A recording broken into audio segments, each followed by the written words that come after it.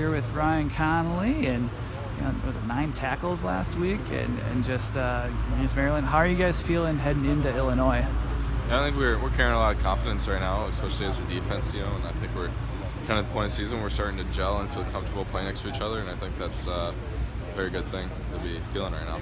Yeah, and just being top 5, top 10 in certain categories, then you face an Illinois squad, which they're going underneath, seems like a bit of a youthful transition underneath ILB Smith. And I mean, as a defense, like, what are you seeing on film from just overall from their running game? I mean, I know they introduced a quarterback, I think, last week that ran the ball pretty well. Mm-hmm. Just what are you seeing out of that Illinois offense? Right. They added another element with that quarterback that can run, and he's definitely a threat.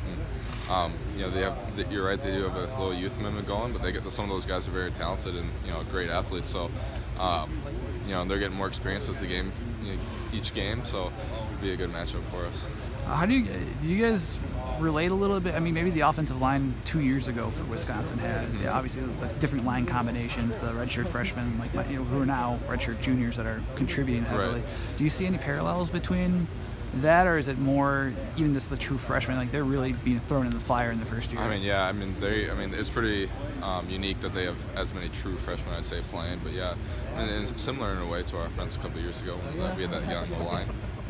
When it comes to that offensive line, but also just some of the true freshmen, like you have Ricky Smalling and then their wide receivers, just what are you seeing out of that passing game from the eyes of an inside linebacker?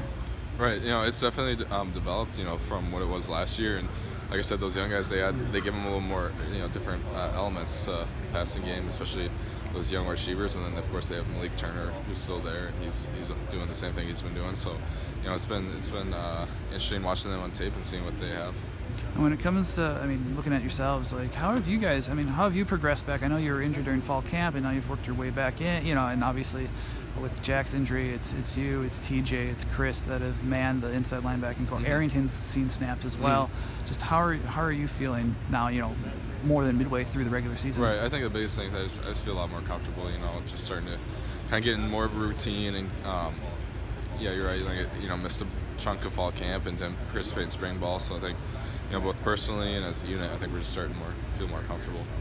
Is there a time that it felt more comfortable for you? Like, was it like when it finally started sinking in that, becoming more comfortable? I think once the Big Ten play started, it's kind of when I started to, get back into the rhythm of everything. And when you have the linebacking core, like how is just the progression that you've seen this year, even without Jack? I know that he's still on the sidelines, but what have you seen out of you three in Arrington that have really, everyone's development? I'm very proud of the way we've been playing, and to be able to rotate in and always have fresh linebackers on the field is, that's huge. We're all can kind of take command of the defense and we're comfortable throwing any different pairs in there. So it's, it's a great thing to be able to have a little depth like that. And when it comes to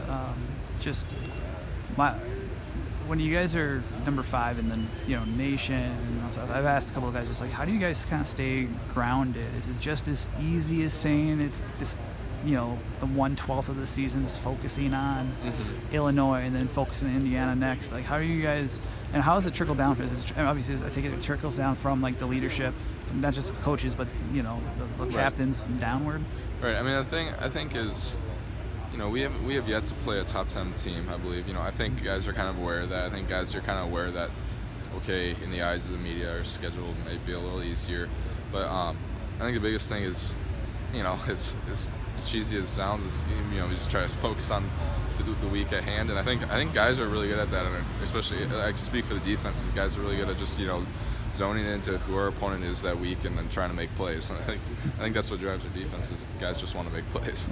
Absolutely. And like maybe going back to Arrington, how's he progressing? He's seen some more snaps, obviously, but how has he progressed more throughout? Making that transition to inside linebacker. Yeah, no, coming from safety and inside linebacker isn't an easy task, and he's starting to feel a lot more comfortable. At least I can see that he feels more comfortable. And, he's starting to trust himself. He's the talent's always been there. He's just starting to trust in his knowledge of the defense and making plays.